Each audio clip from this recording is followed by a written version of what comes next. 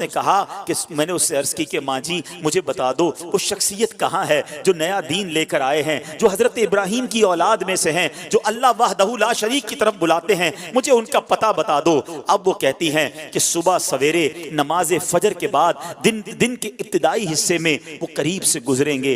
अल्लाह अकबर, उस दीवाने की रात कैसे बसर हुई होगी, वो रात कैसे गुजरी होगी। सारी रात दिल की धड़कन तेज चलती रही कि अब नबी पाक अलैहिस्सलातु वस्सलाम का दीदार होगा। शबे हिज्र की सख्तियां, कोई उससे जाकर पूछे तेरी राह तकते तकते जिसे सुबह हो गई है। सारी रात जलवाए जाना का तसव्वुर है, कैसी शख्सियत होगी, चेहरा कैसा होगा, मुस्कुराहट कैसी होगी, अल्लाह के हबीब दिखते कैसे होंगे, मैं उनका गुलाम बनूंगा, क्या मुझे कबूल भी फरमाएंगे कि नहीं। वो रात गुजर गई और जब सुबह होती है तो प्यारे आका अलैहिस्सलातु वस्सलाम करीब से गुजरते हैं, फौरन खजूरों का एक छोटा सा हिस्सा लेकर आका की बारगाह में जाते हैं। कहते हैं हुजूर आपके लिए तोहफा लाया हूँ। इरशाद हुआ बताओ क्या ये सदका है।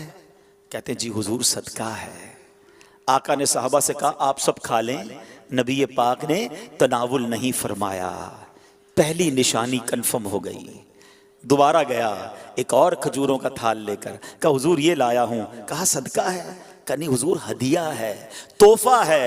आका अलैहिस्सलाम ने खुद भी खाया, खुद भी तनावुल फरमाया, अपने सहाबा में भी तकसीम किया।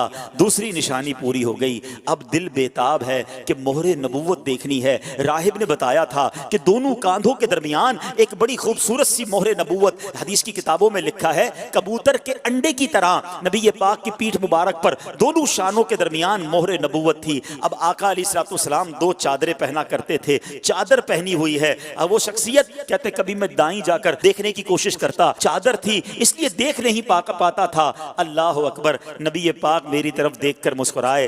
आका ने समझ लिया कि मैं क्या देखना चाहता हूँ। नबी पाक ने अपनी मुबारक चादर उतारी, कहा जो ढूंढ रहे हो, जो देखना चाहते हो आओ देख लो। वो दीवाना कहता है मैं दौड़ता हुआ गया, मोहरे नबूवत देखी और नबी पाक की पीठ से लिपट गया, चूमने लग गया। कहा हुजूर आपकी तलाश में मारा मारा फिर रहा हूँ, बहुत अरसा हो गया है हुजूर, बहुत देर से आपको तलाश कर रहा हूं। आका अब आपके कदमों में आ गया हूं, अपनी गुलामी में कबूल फरमा लीजिए। अल्लाह अकबर, नबी पाक अलैहिस्सलातु वस्सलाम ने उन्हें अपनी गुलामी में कबूल फरमाया। कलमा पढ़कर दामन मुस्तफा से वाबस्ता हो गए। सुनो वो कौन थे जो इतनी तलाश के बाद पहुंचे, जो इतने अरसे के बाद नबी पाक के कदमों में पहुंचे। वो कोई और नहीं, वो हजरत सलमान फारसी रदी अल्लाह ताला अन्हु है। साहबा किराम में सबसे बड़ी उम्र आपने पाई। एक रिवायत के मुताबिक 250 साल आपकी जो है वो उम्र मुबारक थी और बड़ी तलाश के बाद नबी पाक के पास पहुंचे। अब सुनो, अब नबी पाक को जब पूरी दास्तान सुनाई कि आका कैसे पहुंचा हूं, गिर पड़ के पहुंचा हूं हुजूर, गुलाम बन गया हूं, बिक गया हूं आप तक पहुंचते पहुंचते, मगर मेरे आका तो करीम है ना, तुम उसके मददगार हो, तुम उसके तरफदार, जो तुमको निकम्मे से निकम्मा नजर आए, लगाते हो उसको भी सीने से आका, जो होता नहीं मुंह लगाने के काबिल। आका फरमाते मैं तुम्हें खरीदूंगा, जाओ अपने आका से पूछ कर आओ क्या डिमांड करता है, तुम्हें आजाद करने की कीमत क्या है।